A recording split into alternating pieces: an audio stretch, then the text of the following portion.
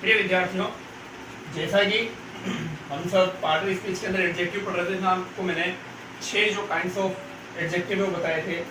अब हम kinds of adjective complete करते हुए एडवर्ब्स और प्रीपोजिशन, उसके बाद में कंजक्शन, इंटरजेक्शन, डिटरमाइनर्स, ये सारे आज कंप्लीट करेंगे। कहने का मतलब है पार्ट ऑफ स्पीच आज आपका पूरा हो जाएगा। और कल या परसों मैं पूरी पार्ट ऑफ स्पीच का आपसे टेस्ट लूंगा, तो आप प्रिपेयर रहें। 1-2 दिन की आपको तैयारी के लिए समय दूंगा, लेकिन आप प्रिपेयर रहें। एडजेक्टिव में देखते हैं अपन next interrogative adjective. Interrogative adjective का मतलब होता है कि प्रश्न किया जाता है। तो प्रश्न तो अपन नॉर्मल भी करते हैं, लेकिन जब हम नॉर्मल प्रश्न करते हैं तो वहां पर हम क्या करते हैं, जैसे हु के बाद में हेल्पिंग वर्ब या मेन वर्ब लगाते हैं, तो या व्हाट के बाद में हेल्पिंग वर्ब मेन वर्ब लगाते हैं, तो वहां पर जो है वो एडजेक्टिव इधर कार्य नहीं करता है।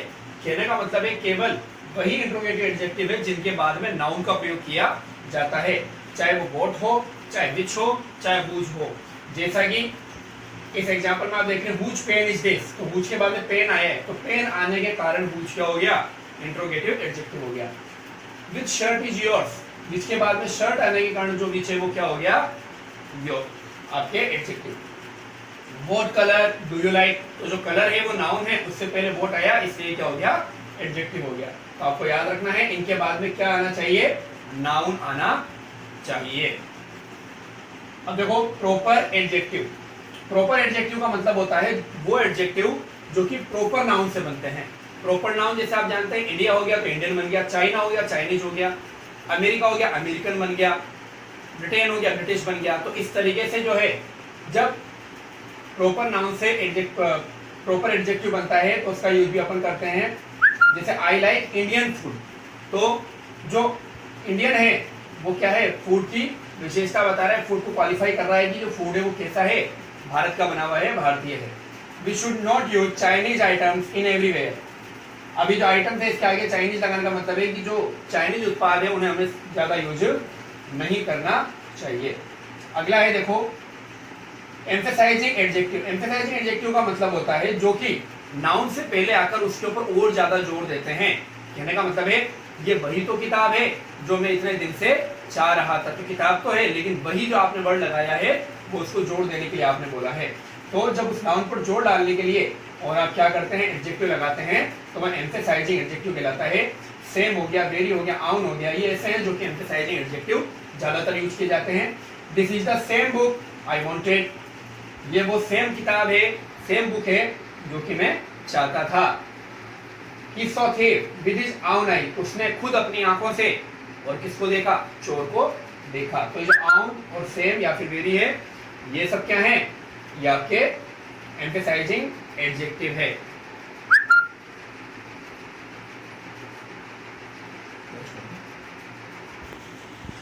अब अगला जो हमारा पार्ट ऑफ स्पीच है वो है एडवर्ब। तो जो एडवर्ब है वो क्या होता है बच्चों, ऐसा वर्ड है या ऐसा क्लोज है, सेंटेंस हो सकता है एक छोटा सा, जो कि एडजेक्टिव और वर्ब दोनों को क्या करता है, क्वालिफाई करता है। कभी कभी वर्ब को क्वालिफाई करेगा और कभी कभी एडजेक्टिव को भी क्या करता है, वो क्वालिफाई करता है। का मतलब है उसके बारे में ज्यादा बताता है, उसको और ज्यादा डिटेल से बताता है। जैसे एग्जाम्पल देखें, he gets up early daily, तो ही गेट्स अप वो उठता है, अर्ली का मतलब होता है जल्दी, उठता तो है लेकिन कैसे उठता है, जल्दी उठता है। अच्छा कब उठता है, डेली उठता है। तो ये अर्ली और डेली क्या है, यहाँ पे एडवर्ब है। We are using mobile for study these days, देखो we are using mobile for study these days, तो जो दीज डेज है वो क्या है, एडवर्ब है। They move from there seat slowly, वो अपनी सीट से धीरे धीरे क्या होने लगे, मूव होने लगे या चलने लगे, खिसकने लगे। तो स्लोली जो है वो क्या है, यहाँ पे एडवर्ब है। तो इस तरीके से आपको ध्यान में रखना है कि जो एडवर्ब है वो वर्ब या एडजेक्टिव को क्वालिफाई करता है। अब मैंने यहाँ पे काइंड्स ऑफ एडवर्ब में सारे एडवर्ब के नाम लिखे हैं और आगे आने वाले उनके एग्जाम्पल भी लिखे हैं जो हम ज्यादातर यूज करते हैं। तो पहला जो काइंड्स ऑफ एडवर्ब है वो है एडवर्ब ऑफ टाइम। जैसे कि हम सेंटेंस को, मैंने आपको कहा था कि टेंस पे जब हम पहचानते हैं तो टेंस पहचानने के लिए अपन पीछे क्या देखते हैं, एडवर्ब देखते हैं। तो वही सारे एडवर्ब होते हैं, टू नाइट हो गया, दीज डेज हो गया, यस्टरडे हो गया, नेक्स्ट डे हो गया, ये सारे के सारे क्या है, टाइम ऑफ एडवर्ब या एडवर्ब ऑफ टाइम है, time adverb. Adverb of frequency, frequency का मतलब होता है कार्य की बारंबारता, कार्य कितने समय से दोहराया जाता है। डेली, डेली का मतलब हमेशा वो काम करते हैं। ऑफन, ज्यादातर वो काम करते हैं। सेल्डम, सेल्डम का मतलब होता है बहुत कम मात्रा में वो काम किया जाता है, और ऑलवेज का मतलब भी हमेशा। तो इस तरीके के एडवर्ब जो है वो फ्रीक्वेंसी एडवर्ब कहलाते हैं। एडवर्ब ऑफ प्लेस, प्लेस का मतलब जगह बताने के लिए। हेयर, हेयर का मतलब हो गया आपके यहाँ, देयर, फिर अप, डाउन, एवरीवेयर, ये सब क्या है आपके एडवर्ब ऑफ प्लेस है। एडवर्ब मैनर कौन से होते हैं? जिनके पीछे एल वाई आता है, क्लियरली, स्लोली, केयरफुली, है ना, वो सारे के सारे एडवर्ब ऑफ मैनर कहलाते हैं। और उनकी जो शुरू वो पहचान है वो है, इनके पीछे क्या आता है? एल वाई आता है। एडवर्ब ऑफ रीजन देखें तो कोई कारण बताने के लिए अपन जैसे कई बार दस, इस प्रकार, सो, हैंस, ये लगाते हैं कि ऐसा हुआ था इसलिए ऐसा कार्य नहीं किया जा सकता। तो सो, दस, हैंस, ये सब क्या है? एडवर्ब ऑफ रीजन है। एडवर्ब ऑफ नेगेशन और अफर्मेशन, यस, नो जो हम बोलते हैं, कई बार बोलते हैं श्योर, नेवर, ये सब क्या है? एडवर्ब ऑफ नेगेशन या फिर अफर्म। नेगेशन का मतलब होता है नकारना, अफर्मेशन का मतलब होता है हाँ भरना, स्वीकृति करना। एडवर्ब ऑफ डिग्री या quantity, too, much, most, almost, very, ये सब क्या है? एडवर्ब ऑफ डिग्री है, यानी कहने का मतलब है मात्रा को बताते हैं, बहुत ज्यादा हो गया, कम हो गया, ये सारी चीजें जो बताते हैं। इंट्रोगेटिव एडवर्ब होते हैं जो कि सेंटेंस के बीच में आते हैं, when, where, why, how many, how long. और इसी तरह के रिलेटिव एडवर्ब भी है, व्हेन, वेयर, व्हाई, लेकिन इन दोनों में एक फर्क है। वो फर्क क्या है वो नीचे के एग्जांपल में देखेंगे कि रिलेटिव और इंट्रोगेटिव एडवर्ब में क्या अंतर है। ठीक है, अब इसके अपन एग्जांपल देखते हैं one by one. I so a snake yesterday, तो जो यस्टरडे है वो आपके क्या है? एडवर्ब ऑफ टाइम है। क्या है बच्चों? Adverb of time. My father always reads newspaper, हमेशा पढ़ते हैं, इसका फ्रीक्वेंसी है ये। क्या है ये? Frequency. You can see it clearly, clearly क्या है? पीछे एल वाई आ रहा है, एडवर्ब ऑफ मैनर है ये। क्या है ये? मैनर। मैनर का मतलब होता है कार्य को किस तरीके से किया जाता है। ही नेवर ईट फ्लेश, वो कभी भी मांस नहीं खाता है। इसका मतलब ये क्या है? नेगेशन और अफर्मेशन वाला है, तो अफर्मेशन और नेगेशन वाला एडवर्ब है ये, अफर्मेशन और नेगेशन। अगला देखो, it is almost dark place, almost का मतलब लगभग क्या है? ये अंधेरी भरी जगह है। तो ये इसके बारे में क्या कर रही है? अभी ऑलमोस्ट जो है वो इसके बारे में ये बता रहा है कि इसकी जो क्वांटिटी है, इसकी मात्रा है, अंधेरे की मात्रा क्या है? बहुत ही ज्यादा है।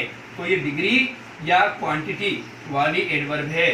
आपको ये तो नहीं पता ना कि डिग्री या क्वांटिटी की, आपको इतना जरूर ध्यान रखना है कि ये एडवर्ब है या नहीं है, क्योंकि पेपर में आपको लिखना पड़ेगा। This is the house where he lived, इन दोनों को देखते हैं अपन गौर से। देखो, this is the house where he lived, ये जो वेयर है वो हाउस को बता रहा है। ये बता रहा है कि ये वही घर है जहां की वो रहता था। इसका मतलब ये तो हो गया रिलेटिव।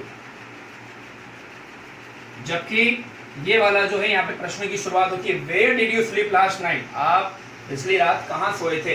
तो ये है इंट्रोगेटिव एडवर्ब। तो ये आपको ध्यान में रखना है।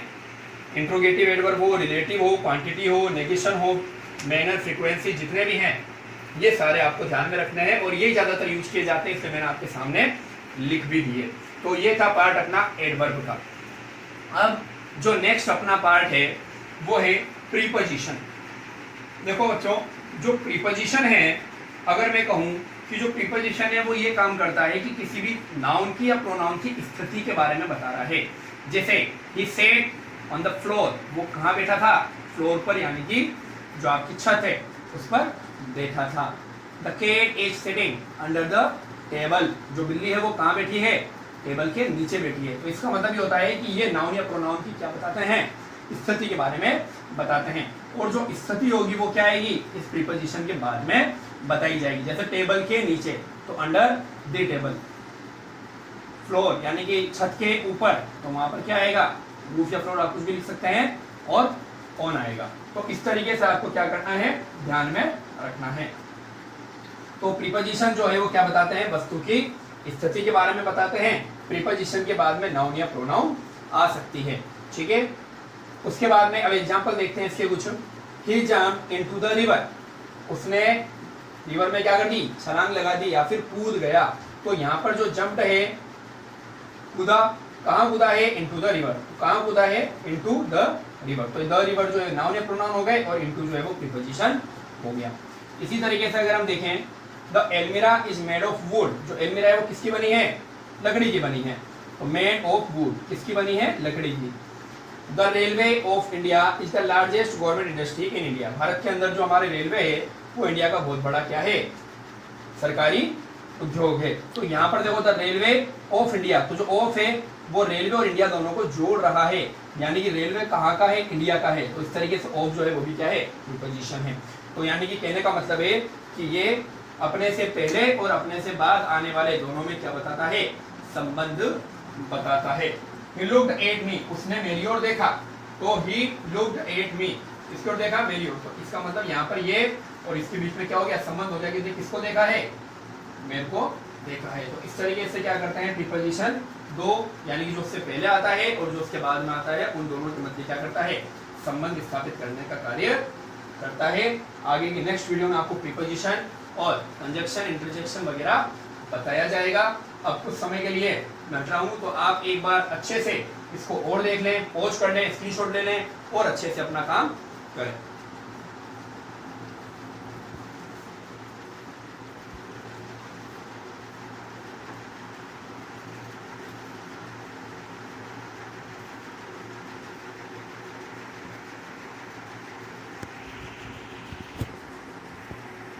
बस